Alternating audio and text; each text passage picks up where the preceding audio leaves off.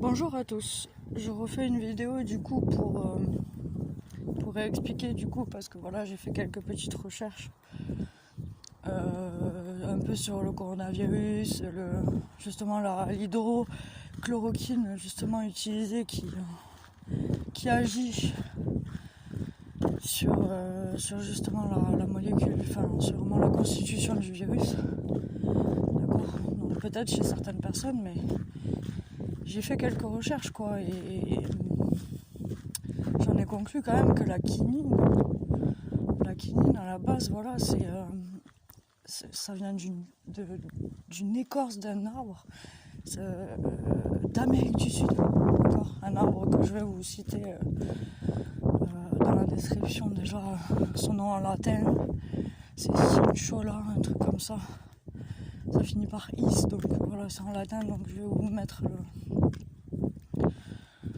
tout ça en description par la suite. Et voilà, la quinine, soi-disant que ça a été isolé quand même en 1820 au Pérou, donc en Amérique du Sud.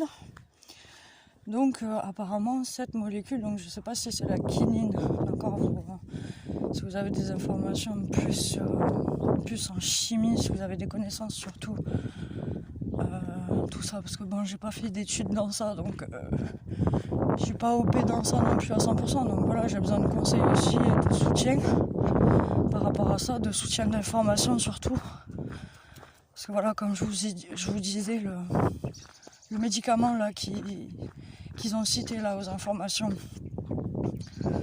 je pense que c'était l'hôpital de Marseille, enfin un docteur, je sais plus comment il s'appelle. Donc j'ai vu ça vite fait, donc je me suis dit bon, la chloroquine, je vais faire des recherches dessus. Et apparemment à la base c'est un traitement aussi contre les lupus. Bon ça ils l'ont dit, vous le savez tous. Le lupus c'est aussi les fièvres paludiques. Ça veut dire tout ce qui est la maladie du paludisme. Donc je sais pas s'il y a un vaccin, parce que c'est quand même des fièvres paludiques, donc c'est quand même quelque chose qui est quand même similaire hein, par rapport aux symptômes du Covid-19 aujourd'hui. D'accord. Donc cette quinine, que j'ai fait des recherches dessus un peu, bon les sources je vais vous les dire tout de suite, c'est Wikipédia et certains sites qui disent à peu près la même chose là-dessus. Donc je vous mettrai toutes les informations en description, comme ça vous aurez les noms déjà de cet arbre, parce que ça vient d'une écorce d'un arbre, pour ceux qui savent pas quoi, qui veulent s'informer un peu plus aussi. Peut-être dans les régions là où je suis là actuellement, parce que c'est des régions qui sont pas trop touchées encore. Mais je pense qu'il faut agir même si on n'est pas touché. Vous voyez ce que je veux dire?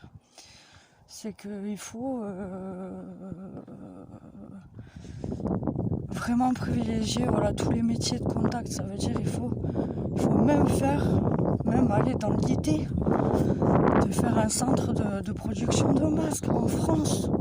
Est-ce que ça existe ça? Ça j'en sais rien encore. Je pense que si, il y a quand même des associations là qui se sont mobilisées, parce que j'ai vu ça aux infos aussi.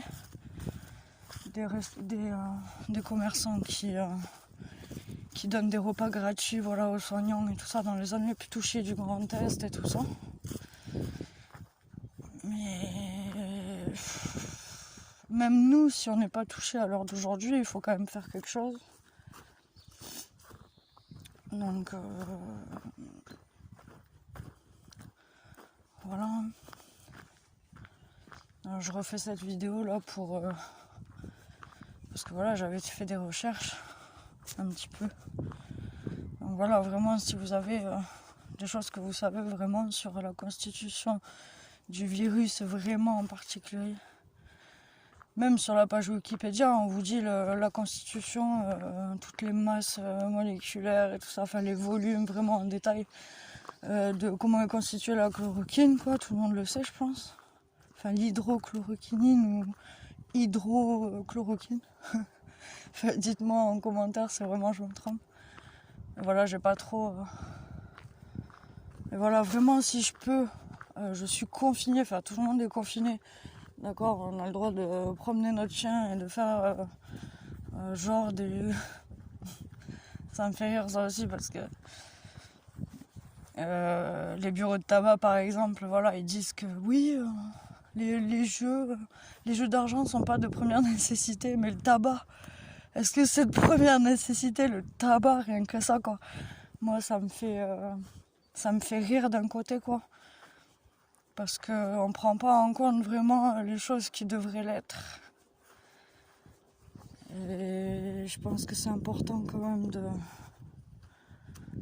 vraiment bien s'informer avant de réagir et d'avoir des comportements comme se battre pour du PQ. Ou encore enfin des vidéos que je vois maintenant là, enfin je sais plus si c'est en Australie ou des choses comme ça.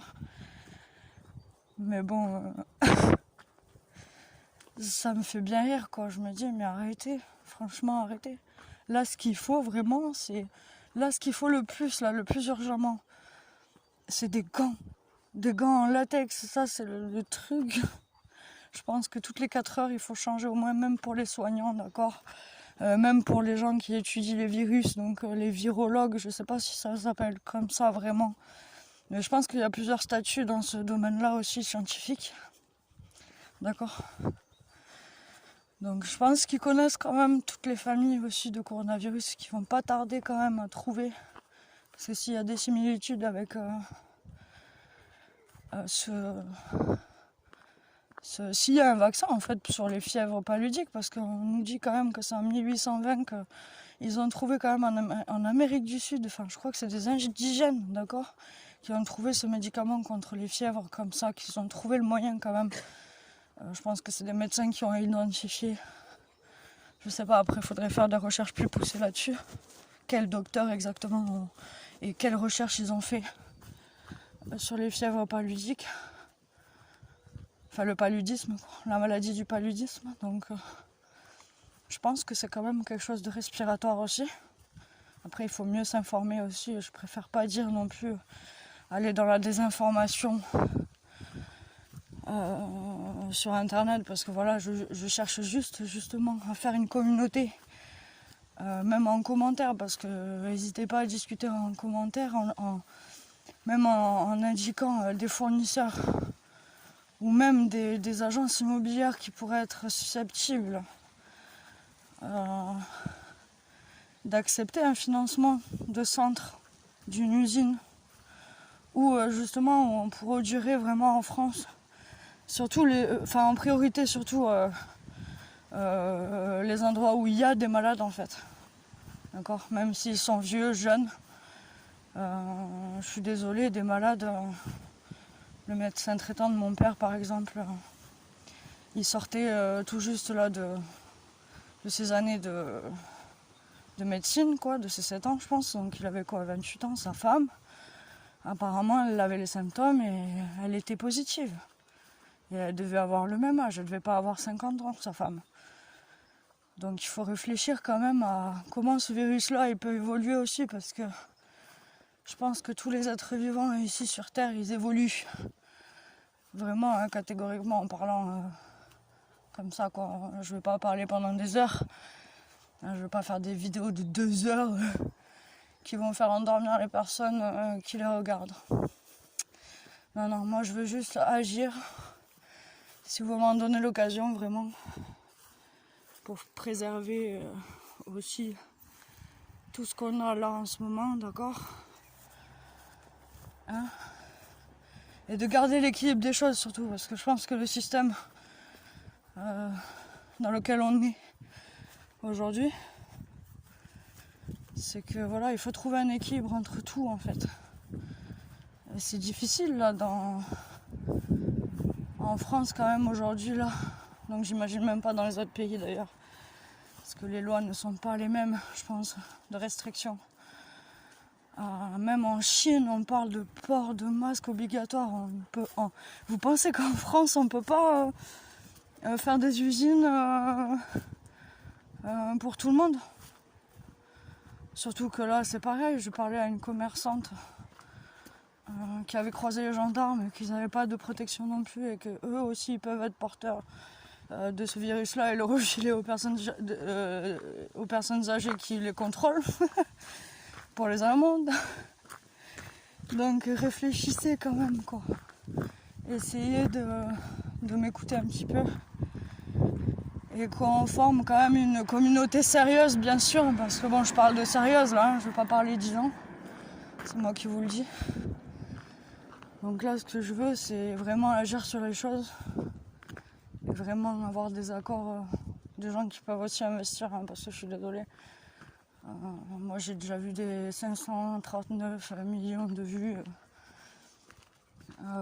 sur YouTube. Je suis désolée, les 1 million, 1 million 3 000 euros, ça se fait. Et vite fait. Si vraiment on s'y met tout ça, je vous le dis. Je vous le dis que ça peut bouger, je pense. Et je vous invite aussi à faire des vidéos comme ça, parce que je pense qu'il ne faut pas que je sois la seule. Moi, je suis dans le sud. D'accord ? Mais je pense qu'il y a certaines régions où il faut qu'ils aient du soutien. Ils en ont, hein. Il y en a beaucoup qui se mobilisent, c'est très bien. Putain, je tire mon chapeau, quoi. Aux gens qui se mobilisent vraiment pour faire des recherches dessus. Moi, j'ai pas les connaissances, voilà, scientifiques, vraiment. Parce que j'ai pas fait d'études, quoi. J'ai une vingtaine d'années, donc je suis encore très jeune. Voilà, mais c'est très bien aussi qu'il y ait des gens aussi, des aînés surtout, qui puissent donner des informations en commentaire, parce que c'est important. C'est important de dire oui, peut-être les épidémies d'avant, par exemple, ils laissaient crever les gens, tout simplement. Là, c'est les premières, comme ils disaient. Ça m'a pris, ce discours-là, en fait. Hein, du fait qu'ils parlaient de dire que il y a eu plein d'épidémies où ils faisaient que des cercueils, quoi. Ils mettaient les gens entre quatre planches. Je savais pas comment dire la phrase, hein.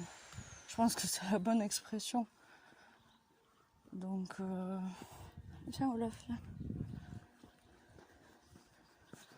Donc voilà, j'aimerais bien que les gens un minimum m'écoutent. Voilà, là je vais vous laisser parce que ça commence à être un peu long. Et je vous dis,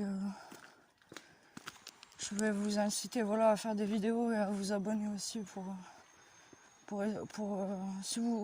vous me permettez en fait de faire cette action humanitaire, parce que c'est ce que je veux faire, c'est vraiment une collecte de masques, vraiment trouver des moyens pour faire des usines de production en France.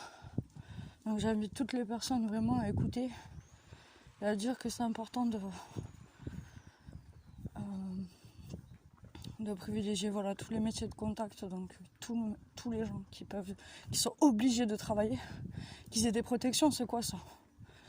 C'est révoltant quand même. On est obligé de travailler et on est exposé. Les gens qui ont 40 ans, ils sont exposés, c'est pas possible. Bon, je vous invite à vous abonner et puis je vous laisse.